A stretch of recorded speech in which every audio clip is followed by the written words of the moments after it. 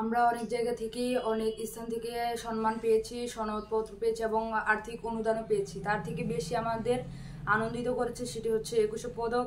আর 21শে পদক আমাদের কাছে হস্তান্তর করেছে প্রফেসর ডক্টর ইউনূস স্যার। তিনি আমাদের হাতে এবং আমাদের প্রত্যেকটা প্লেয়ারকে এবং অন্যান্য শাখা থেকেও সবাইকে এই পদক হস্তান্তর করেছে, তাতে আমরা অনেক খুশি এবং গর্বিত। আর আমরা এই অল্প বয়সে বা যারা এই পৃথিবীতে নেই তাদেরকে এই পদক দেওয়া হয়েছে, তাতে আমরা তাদেরকেও দেওয়া হয়েছে এবং আমাদেরকে দেওয়া হয়েছে। তারা কি ফুটবল খেলোয়াড় ছিল?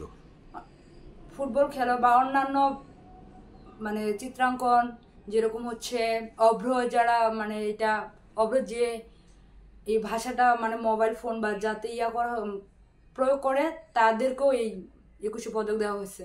তাতে আমরা অনেক খুশি, আমরা গর্বিত এবং এই পদক আমাদের আরো উচ্চতর স্থানে নেওয়ার, নিজেকে প্রমাণ করার চেষ্টা করব। আর তার সাথে ধন্যবাদ জানাই এশিয়ান টেলিভিশন কর্তৃপক্ষকে।